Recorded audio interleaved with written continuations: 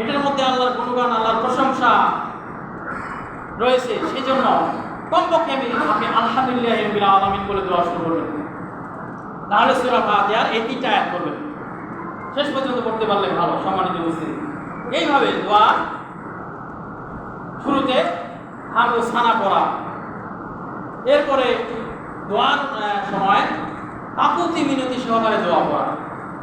হ্যাঁ, কান্নাকাটি করে কাকুতি মিনতি সহকারে আল্লাহর কাছে দোয়া করা। কিন্তু আমরা যে দোয়া করি আমরা নিজেও জানি না যে আমি কি দোয়া করলাম। এরকম দোয়া করলে কিভাবে হবে? সম্মানিত উপস্থিতি, যখন আপনি আল্লাহর কাছে দোয়া করবেন কান্নাকাটি করে একেবারে কাকুতি মিনতি সহকারে দোয়া করবেন, অবশ্যই আল্লাহ সুবহানাহু ওয়া তাআলা আপনার দোয়া কবুল করবেন। হ্যাঁ, কিবলামুখী হওয়া এবং হাত উত্তোলন করা।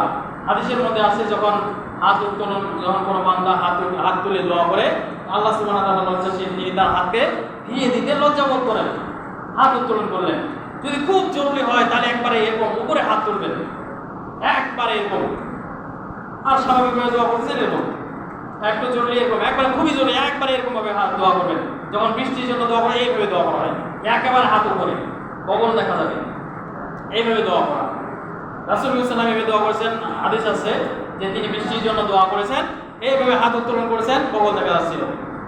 সম্মানিত উপস্থিতি, তো খুবই জরুরি দরকার, পরিবারে কেউ অসুস্থ, অ্যাক্সিডেন্ট বা এরকম বালা মুসিবত, কঠিন সমস্যা, তখন একবারে হাত আপনি উপরে তুলবেন, মানে জরুরি এমার্জেন্সি, একবারে এখনই লাগবে, তখন একবারে হাত উপরে তুলবেন।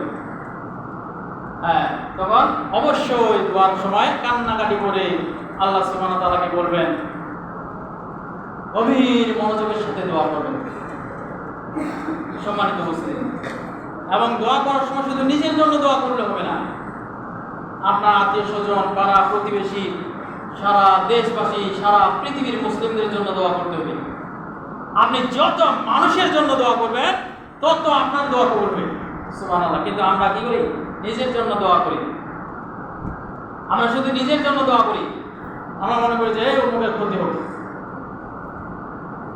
অমুকের ক্ষতি হোক। ওই যে একটা ঘটনা, এক ব্যক্তি বলছিল, ফেরেশতা, এটা একটা কথা আমি বলবো, ফেরেশতা আসে বলছে যে ভাই তোমাকে কিছু জিনিস দান করা হবে, তো তোমার প্রতিবেশীকে ডাবল দান করা হবে। বলছে ঠিক আছে, তুমি কি চাও?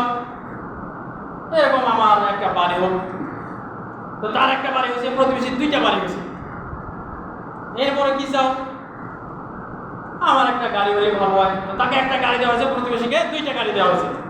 এরকম ভাবে যেটা যাচ্ছে প্রতিবেশীকে কি করা হয়েছে? ডাবল দেওয়া হয়েছে। সে চিন্তা করলো যে ব্যাপারটা কি, আমাকে যেটা দেওয়া হচ্ছে প্রতিবেশীকে তার থেকে ডাবল দেওয়া হচ্ছে। সে শেষ পর্যন্ত কি চাইলো? বললো যে আমার একটা চোখ কানা করে দেন। দেখেন কি চিন্তা ভাবনা, বলছে যে আমার একটা চোখ কানা করে দেন, তাহলে প্রতিবেশীর 2টা চোখ কানা হয়ে যাবে। চিন্তা করছেন? দেখেন মানুষের মন মানসিকতা। সে বলতেছে যে আমার একটা চোখ কানা করে দেন, একটা চোখ কানা হলে প্রতিবেশীর 2টা চোখ কানা হবে।